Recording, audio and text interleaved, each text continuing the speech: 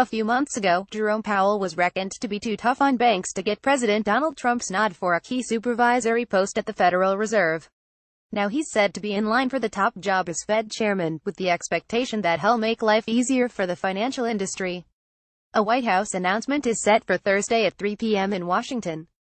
In the running to be chief banking overseer, Powell was passed over by administration insiders who associated him with the rush to regulate after the 2008 crash.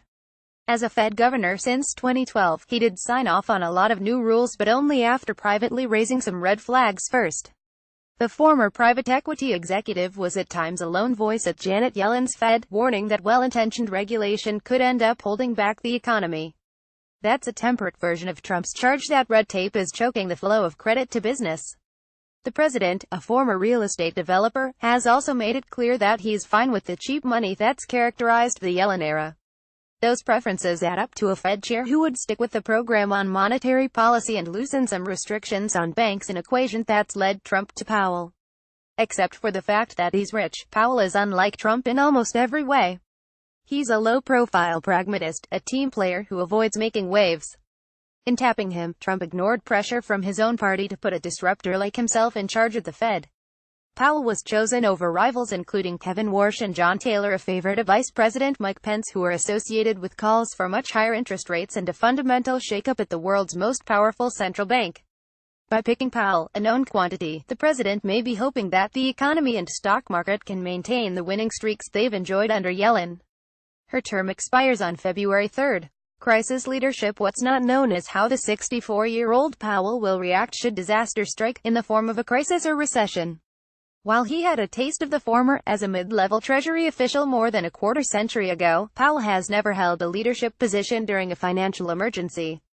A lawyer by training, he's also not spent his career monitoring the ups and downs of the economy as Yellen has done. He does not have the extent of background and experience as Yellen, which does raise concerns about how he will respond when conditions in the economy change, said Dean Baker, co-director of the Progressive Center for Economic and Policy Research. Tricky time. The Washington native would be taking over the Fed at a tricky time. Inflation is well below the central bank's 2% target, while asset prices are at levels considered lofty by policymakers. Trump's push for a massive tax cut to supercharge growth in an economy that already has historically low unemployment won't make the task easier. Read more. Gadfly on streets. Enthusiasm for the Fed's pick. Powell hasn't played a prominent public role in the formulation or explanation of policy, but has been supportive of Yellen's strategy of gradually increasing interest rates, an approach he's likely to maintain as Fed chair. He did voice private skepticism about the third round of quantitative easing launched by then Chairman Bernanke in 2012, but ended up voting in favor, according to Bernanke's memoir. Powell won't be deploying a battery of economic theory to these questions. Had be the first holder of the job since Paul Volcker in the 1980s not to have a Ph.D. in economics.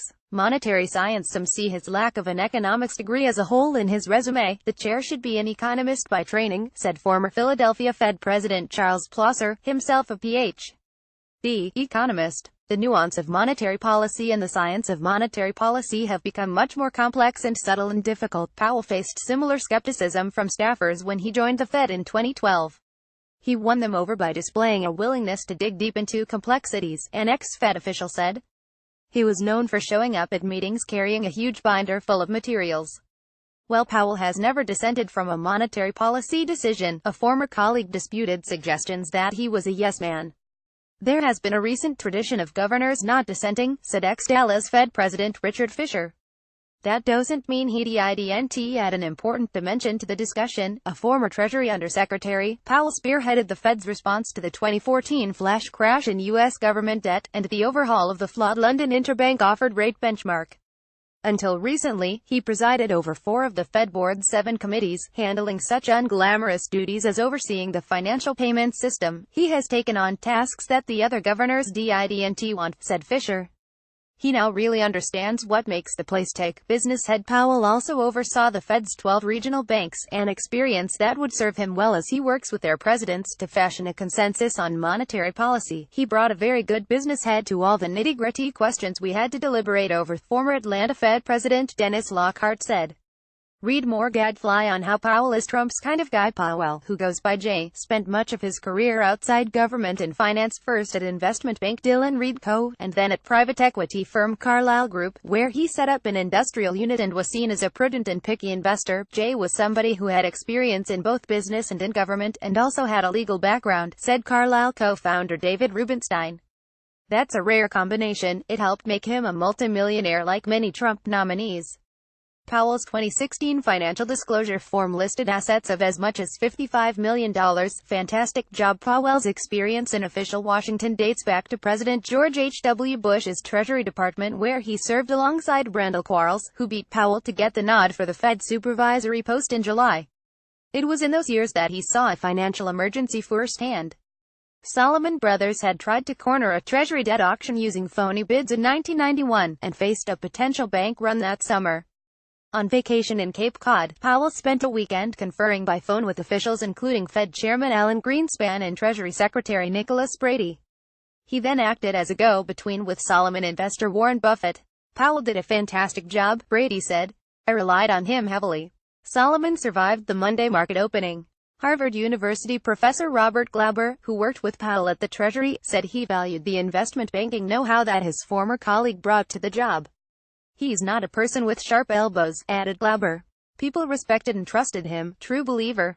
Powell, who has an undergraduate degree in politics from Princeton University and a law degree from Georgetown, saw another crisis up close in 2011, when a budget deadlock raised the specter that the U.S. may not meet its debt obligations. From outside government he was working, essentially gratis, at a Washington think tank. Powell played a key behind-the-scenes role in helping to avert a default. His work caught the attention of President Barack Obama, who tapped Powell for the Fed board. The Obama link has raised suspicions among some Republicans, who question whether Powell is a true believer in the deregulatory agenda, skepticism fueled by the Fed governor's preference for keeping many of his misgivings in-house. That said, Powell would be all but certain to win Senate confirmation, as Republicans are unlikely to oppose the pick of their own party's president.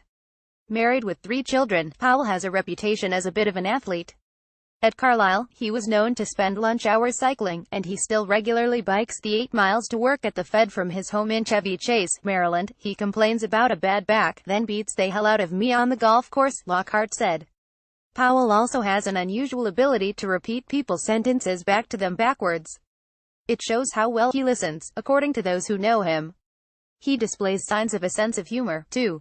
In Powell's current office at the Fed, pride of place goes to a hat given him by a Wisconsin senator, a giant triangle of cheese-shaped yellow foam, the kind that fans of the Green Bay Packers football team wear to their games. It's not clear whether he'll take it down the corridor if the Senate confirms him to the biggest job in the financial world.